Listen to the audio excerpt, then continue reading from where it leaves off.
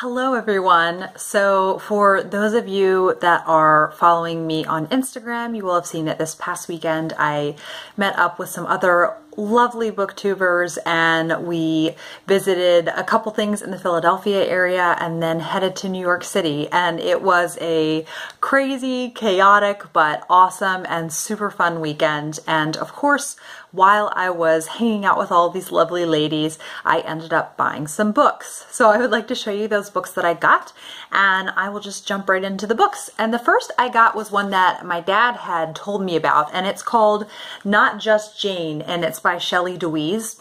And it is it says it's rediscovering 7 amazing women writers who transformed British literature. And what's really fun about it is it's women from the late 18th century and then 19th century Britain. So that is so my wheelhouse, and hearing about these authors that I might not have known so much about. Unfortunately, not many of them are in print, but maybe after something like this comes out, there will be more in print, but also many of them are available through ebooks. And the authors are Charlotte Turner Smith, Helen Maria Williams, Mary Robinson, Catherine Crowe, Sarah Coleridge, Dinah Moloch Craik, and Mary Elizabeth Braddon. So I'm really looking forward to checking this out. It just sounded like something I would really be interested in, and I'm just inspired to find more female authors. And Jane Austen is lovely, but I would like to know about other authors from a similar time as she was. So looking forward to checking this out. The next 2 that I got were classics, and the first is Anthony Trollope's Barchester Towers. So one of the places we visited was the Strand, and I found some real gems there that I'm very excited about. And so after enjoying The Warden by Anthony Trollope, which is the first in his Barsetshire series, I really wanted to read Barchester Towers, and since it is longer, I didn't want to have to rely on the library's copy and not being able to get it back in time. So I just wanted to get my own copy, and I have a feeling I'm really going to enjoy this. And different characters I was intrigued by in The Warden, I'll get to see more of in this one, and really looking forward to seeing more. The next one I got is one that has a little bit made the rounds on BookTube among classics readers, and that is Evelina by Frances Burney. And a couple of years ago, Ron Litt did a video about who to read if you've run out of Jane Austen, and Frances Burney was one of the authors she recommended, and everyone I know who's read Evelina and likes classics has really enjoyed this. And it's about a young girl who visits the city, and is kind of just her take on what the city is like, and she's kind of naive, so it sounds almost a little bit like Northanger Abbey, but I'm curious to see what this will be like. And I think this was out before Jane Austen was writing, because I think that, oh yes, 1778. I think that she was one of actually Jane Austen's favorite authors. So I'm looking forward to giving this a try. And then I got a very used but well-loved copy of The Name of the Wind by Patrick Rothfuss. And this is one of these fantasy books that I think people who don't even read much fantasy like. And I've heard it's Harry Potter for adults. It's a man's life story. And the third one, it keeps getting pushed back when it will be published. So hopefully not too long from now that it will be published. But either way, I wanted to read this first one and give it a try, and I want to read more fantasy. I want to get going with some more fantasy. So I'm looking forward to trying this out. Then I have my first Penguin English Library edition of any book, and that is Cranford by Elizabeth Gaskell. And I adore Cranford, and it's much shorter and lighter hearted than any of her other books, but it's really fun, and it's a great like palate cleanser classic. And it's just about these spinsters in a town in Victorian England, kind of a small town in the countryside, and just all of the crazy anecdotes and things that happen then.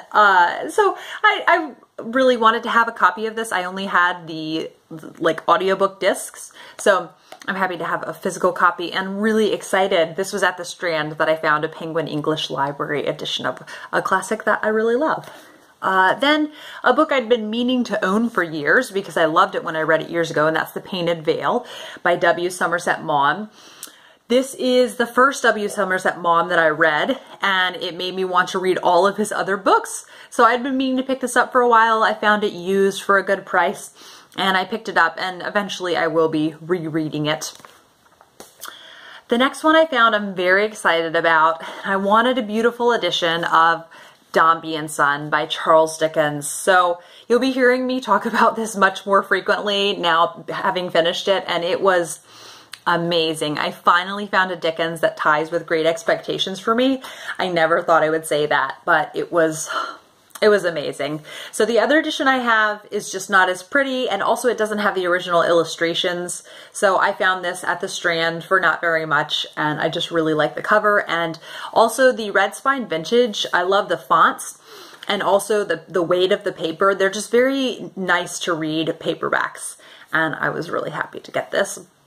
Then I got another Red Spine Vintage Dickens, and that is Martin Chuzzlewit. I don't know when I'll be getting to Martin Chuzzlewit, but I am slowly but surely making my way through all of Dickens' works. So I will be getting to this in the future. And this is one that really intrigues me. I'd seen the miniseries a few years ago, which now I probably wish that I hadn't watched in advance. But anyhow, I am looking forward to getting to this and having a good, solid, sturdy copy of it. Then kind of an obscure classic that I was really shocked they had any of her work there, and that is Elizabeth Gouge. So in case you haven't heard me talk about her, she's from the same era as Dodie Smith and Stella Gibbons, except only A Bookish Princess is the other person who talks about her, and she's amazing. So The Child from the Sea was one of hers that I wanted to get to sooner rather than later, and it is about Lucy Walters, who's kind of an obscure historical figure, and when she was younger, Elizabeth Gouge visited the castle that Lucy Walters lived in Wales, and it just really intrigued her. And it says that there was maybe a secret courtship with Prince Charles. So it seems like she had a very interesting life, and I'm very intrigued to get to this. So I think it's really cool because it seems to be historical fiction that Elizabeth Gouge has written. Then the next one I got is God is an Englishman by R.F. Delderfield. And I knew about R.F. Delderfield because he wrote To Serve Them All My Days, which is about a man post-World War II or I. I can't remember. But anyhow, he teaches at an all-boys English boarding school, which is like totally up my alley. And the store that I went to did not have that, but it had this, and it is a trilogy. And I think he wrote around the 1970s in England, and it's a very, very thick book, and it's a trilogy, so that could be a really fun story to get swept away in if I really like this first one. And this is about an army family, the Swans, and Adam Swan, the head of the family, comes home in 1858 after serving with the British Army in Crimea and India. So definitely a very interesting time in England, and I hope that I really enjoy it. Because R.F. Delderfield seems to be one of those British authors that if you are an Anglophile, you'll enjoy their writing. And the last place that I went to that I was so excited, I ended up having time for it. I wasn't sure if I was going to, but I went to the Mysterious Bookshop. It's in Lower Manhattan. And it was such a treat to go there, and there were two owners there, and they were just very excited to recommend mysteries. And so I had about 6 or 7 that they had recommended, and I sat down for a while and just read different excerpts from each of these books, and I ended up picking 2 that I'm very excited about. And so they also gave a bookmark, the Mysterious Bookshop, and it's just a really special place. It has a nice atmosphere to it, and it was really fun. And you know how much I love mysteries, so this was quite a treat. The first that they recommended is an author called Peter May, and this is called The Black House, and this is the first in a trilogy. Now apparently he had a long-going detective series, and it wasn't all that popular.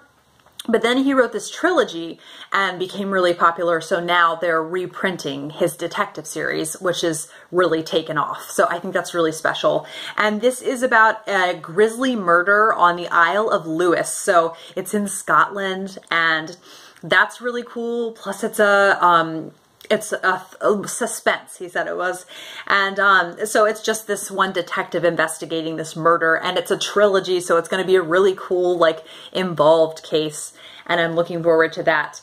And because at first they recommended Tana French, and I said to them, oh, you know, I don't like too much gore. And so then one of the guys came up and he said, oh, this is suspenseful. It's really not too bloody. I think you'll enjoy it. And just the cover's so eye-catching. I love that. And it's called The Black House, and I'm very excited about this. Then the second, I am on the hunt for a Victorian setting mystery that I will enjoy, because I read about 3 or 4 and I haven't enjoyed any of them. So it's kind of put a bad taste in my mouth, but this looked really excellent, and it's called A Beautiful Blue Death, a mystery by Charles Finch. And this is the first in the Charles Lennox series. So he's a Victorian gentleman who's a detective. And I want to see if I can find this quote for you that was at the very beginning that like sealed the deal with me getting this. Let's see. Yeah, what bliss was there to compare to a warm fire, fresh socks, and buttered toast on a cold day? And with that, I closed the book and I said I would try this out. So it seems very cozy in addition, which I haven't seen in any of the British mysteries that I've read. And my dad has read several of these and really enjoyed them. So yes, this was definitely like a great note to end the trip on, with some good mysteries to look forward to. Those are all the books that I bought. Let me know if you guys have read any of them. And once I get to some of them, I will let you know what I think. And I hope you guys are having a lovely day, and I will see you for another video soon.